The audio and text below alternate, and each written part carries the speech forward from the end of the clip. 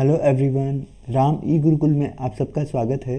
दोस्तों, आज हम लोग पद्म पुरस्कार 2020 के बारे में कंप्लीट डिस्कशन करेंगे। दोस्तों, ये वीडियो यूपीएससी से लेकर स्टेट पीएससी और एसएससी लेवल के एग्ज़ाम्स के लिए बहुत इंपॉर्टेंट है, क्योंकि पद्म पुरस्कार किनको दिया गया, किन क्षेत्रों में दिया गया, ये यूपीएससी तक के एग्ज़ाम में पूछा जाता है। जो क्षेत्रों से संबंधित व्यक्ति है उनसे ज़रूर पूछा जाता है, तो ये ध्यान रखिएगा। आगे हम लोग शुरुआत करते हैं भारत के प्रमुख पुरस्कारों की, कि भारत में सबसे जो सर्वोच्च पुरस्कार कौन कौन सा है, और एक सीक्वेंस का पूरा ध्यान रखेंगे। तो भारत का सबसे बड़ा जो पुरस्कार है वो है भारत रत्न। दोस्तों, भारत रत्न का ये सिंबल है। भारत का दूसरा सबसे बड़ा जो पुरस्कार है वो है पद्म विभूषण। भारत का तीसरा सबसे बड़ा पुरस्कार है वो है पद्म भूषण। ठीक है, तो इसका ये लोगो है पद्म भूषण। और भारत का चौथा सबसे बड़ा पुरस्कार है वो है पद्मश्री। इसका एक ये लोगो है। इसका दोस्तों ये ध्यान रखिएगा, ये सीक्वेंस में ध्यान रहे कि भारत का सबसे बड़ा पुरस्कार जो है वो है भारत रत्न, फर्स्ट नंबर पे सर्वोच्च नागरिक सम्मान, दूसरा है पद्म विभूषण, तीसरा है पद्म भूषण और चौथा है पद्मश्री। तो ये 4 पुरस्कार है। आज हम लोग पद्म पुरस्कारों के बारे में डिस्कस करेंगे, जो पद्म विभूषण, पद्म भूषण और पद्मश्री के बारे में। तो शुरुआत करते हैं। दोस्तों, पद्म पुरस्कार सार्वजनिक क्षेत्र, साहित्य, कला, विज्ञान, समाज सेवा, चिकित्सा, उद्योग तथा खेलकूद के क्षेत्र में उल्लेखनीय कार्य करने हेतु दिए जाते हैं। रिमार्केबल काम किया जाता है, बहुत बड़ा काम, बहुत अच्छा काम किया जाता है, जिससे समाज में बहुत प्रभाव पड़ा है, तो वो इन क्षेत्रों से संबंधित लोगों को दिए जाते हैं। ये पुरस्कार पहली बार 1954 में दिए गए। 1954 में ये पुरस्कार शुरू हुए भारत में। और भारत में 3 प्रकार के पद्म पुरस्कार दिए जाते हैं। कौन कौन से 3 प्रकार के? पहले है पद्म विभूषण, दूसरा पद्म भूषण, तीसरा पद्मश्री। ठीक है, पद्म पुरस्कारों में सर्वोच्च है पद्म विभूषण, लेकिन भारत का सर्वोच्च नागरिक पुरस्कार है वो है भारत रत्न। अब बात करते हैं हम लोग कि भाई कौन कौन से कितने लोगों को दिया गया, कौन कौन से क्षेत्र से संबंधित है, उनका कंप्लीट डिस्कशन करेंगे। तो 2020 में गणतंत्र दिवस के मौके पर इनकी घोषणा की जाती है। तो 141 पद्म पुरस्कारों की घोषणा की गई। दोस्तों, सबसे पहला क्वेश्चन ये बनता है कि 2020 के कितने लोगों को पद्म पुरस्कार दिए गए। तो पहला क्वेश्चन का आंसर रहेगा एक तो 141 पद्म पुरस्कार। और अब बात करते हैं पद्म विभूषण, पद्म भूषण और पद्मश्री कितने लोगों को दिया गया। तो पद्म विभूषण पुरस्कार दिया गया 7 लोगों को, तथा पद्म भूषण दिया गया 16 लोगों को, और पद्मश्री दिया गया 118 लोगों को। दोस्तों, यहाँ पर 4 क्वेश्चन बनेंगे। कुल पद्म पुरस्कारों कितने दिए गए, तो वो रहेगा 141।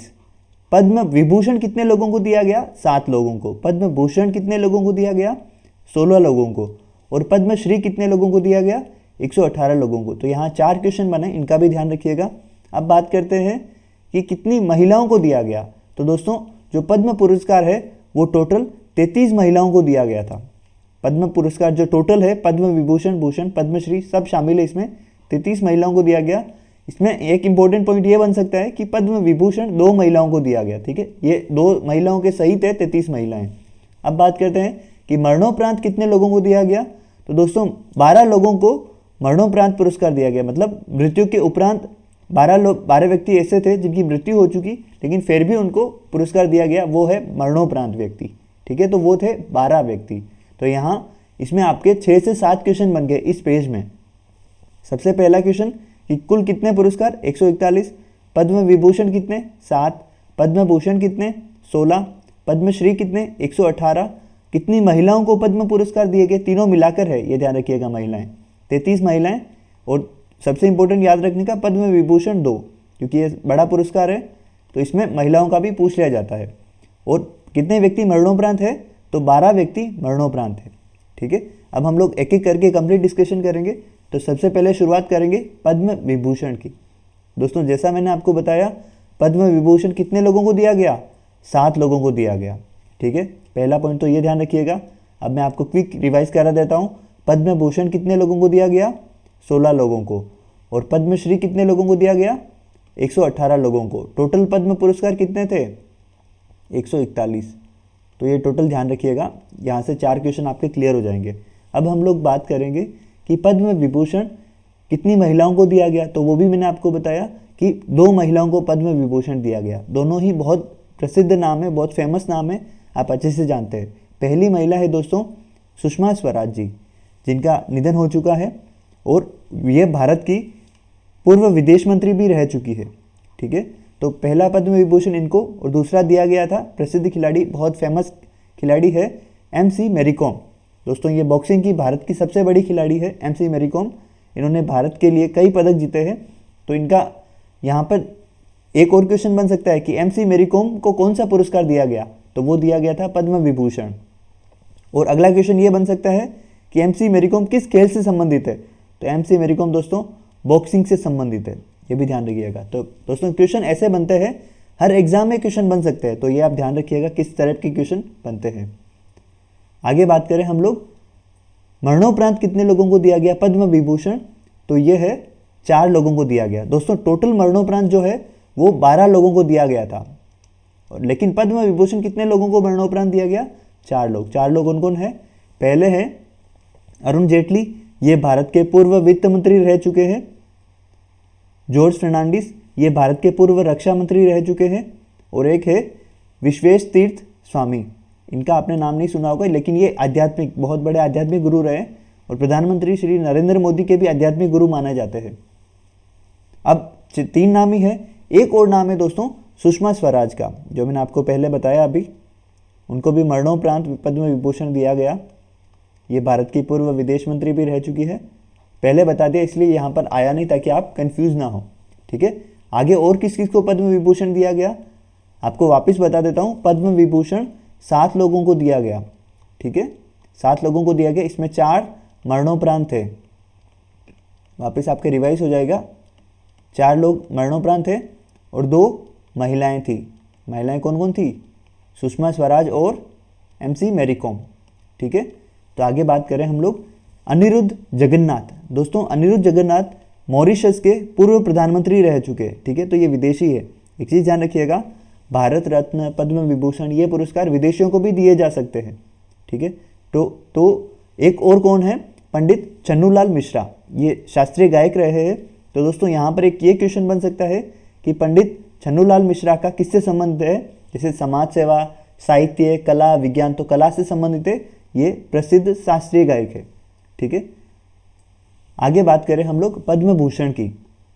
अब पद्म भूषण कितने लोगों को दिया गया, तो पद्म भूषण दोस्तों 16 व्यक्तियों को दिया गया। अब 16 व्यक्तियों का नाम याद रखने का आपको ज़रूरत नहीं है, लेकिन जो प्रसिद्ध नाम है वो आपको ज़रूर ध्यान रखना है, क्योंकि जो चर्चा में रहे वो नाम आपको याद रखने के लिए बहुत इंपॉर्टेंट है। तो ये कौन कौन है, सबसे पहले बात करते हैं PV सिंधु की। दोस्तों PV सिंधु जो है बैडमिंटन की भारत की बहुत बड़ी प्लेयर है, तो ये भी ध्यान रखिएगा कि PV सिंधु का संबंध किस खेल से है, तो बैडमिंटन से संबंध है। ठीक है, वेणु श्रीनिवासन, ये उद्योग जगत में बड़ा नाम है, ये TVS जो कंपनी है उसके चेयरमैन हैं। आनंद महिंद्रा, ये महिंद्रा ग्रुप के चेयरमैन हैं। तो ये जो प्रसिद्ध नाम है जो चर्चा में रहते हैं उनका आप जरूर ध्यान रखिए। मनोहर पर्रिकर, ये पूर्व रक्षा मंत्री रह चुके हैं। बालकृष्ण दोषी, ये बहुत बड़े कलाकार है, आर्किटेक्ट है, वास्तुकला से संबंधित है। और एक है मुअज्जम अली। दोस्तों मुअज्जम अली बांग्लादेश से संबंधित है, ये इनका समाज सेवा में बहुत नाम है, तो इनको भी पद्म भूषण से सम्मानित किया गया। तो ये जो प्रमुख नाम है इनका नाम जरूर ध्यान रखिए, बाकी नाम ध्यान नहीं रहे तो भी चलेगा। तो ये और भी नाम है, जो 16 व्यक्ति टोटल है उनकी लिस्ट है, लेकिन आपको जो प्रमुख नाम है उनका ध्यान रखिएगा। एक और जरूर ध्यान रखें, वो है शेरिंग लैंडल। इनको चिकित्सा के क्षेत्र में जो पद्म भूषण से सम्मानित किया गया, क्योंकि ये एक ही क्षेत्र है, एक ही व्यक्ति है जिनको दिया गया, तो इसलिए ये इंपॉर्टेंट हो जाता है। तो ये पूछा जाए कि पद्म भूषण से संबंधित, चिकित्सा के क्षेत्र से संबंधित कौन व्यक्ति है, तो वो है शेरिंग लैंडल। आगे बात करें हम लोग पद्मश्री की। तो मैंने आपको बताया कि पद्मश्री 2020 में 118 व्यक्तियों को दिया गया था।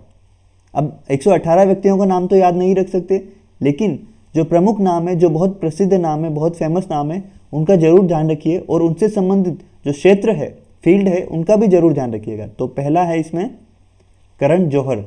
करण जौहर बॉलीवुड में फिल्म डायरेक्टर और प्रोड्यूसर है, और इसके साथ साथ एकता कपूर को भी पद्मश्री से सम्मानित किया गया। यह भी फिल्म प्रोड्यूसर और डायरेक्टर है, बहुत बड़ा नाम है ये। कंगना रनौत भारतीय फिल्मों की अभिनेत्री है, इनको राष्ट्रीय पुरस्कार भी मिल चुका है। और हाल ही में बहुत चर्चा में भी रही है। अब बात करें अदनान सामी की, तो ये संगीत से संबंधित है दोस्तों, और इनका ये भी ध्यान रखिएगा ये पहले पाकिस्तान के नागरिक थे, लेकिन वर्तमान में इनको भारत की नागरिकता मिल चुकी है। तो इनको संगीत के क्षेत्र में उल्लेखनीय योगदान के लिए पुरस्कार दिया गया। अब है एक और नाम, सुरेश वाडेकर, ये भी संगीत से जुड़े हैं, इनका भी नाम ध्यान रखिएगा। जहीर खान जो भारत के पूर्व क्रिकेटर रहे हैं, इनका संबंध क्रिकेट से है, आप सब जानते ही होंगे। इनका क्षेत्र जरूर ध्यान रखिएगा क्योंकि ये पूछा जाता है। और सबसे मोस्ट इंपॉर्टेंट जो नाम है वो है ओइनम बेम्बेम देवी। दोस्तों ये फुटबॉल खेल से संबंधित है। ओइनम बेम्बेम देवी ये 1-2 परीक्षाओं में पूछा भी गया है, पिछली परीक्षाओं में, तो ये आगे की परीक्षाओं के लिए बहुत इंपॉर्टेंट हो जाता है। MP गणेश ये भारतीय हॉकी टीम में खिलाड़ी है और बहुत फेमस खिलाड़ी है, तो इनका भी नाम ध्यान रखिएगा। और कौन सा खेल है ये भी ध्यान रखिए, हॉकी से संबंधित है। जीतू राय ये प्रसिद्ध निशानेबाज है, शूटिंग से संबंधित है, इनको भी पद्मश्री से सम्मानित किया गया। अब्दुल जब्बार, दोस्तों अब्दुल जब्बार मध्य प्रदेश में बहुत फेमस है, ये सामाजिक कार्यकर्ता है। इन्होंने 1984 में जो भोपाल गैस त्रासदी हुई थी उसमें इन्होंने बहुत काम किया समाज के लिए, जो पीड़ित व्यक्ति है उनकी बहुत सेवा की, उनके लिए आवाज़ उठाई।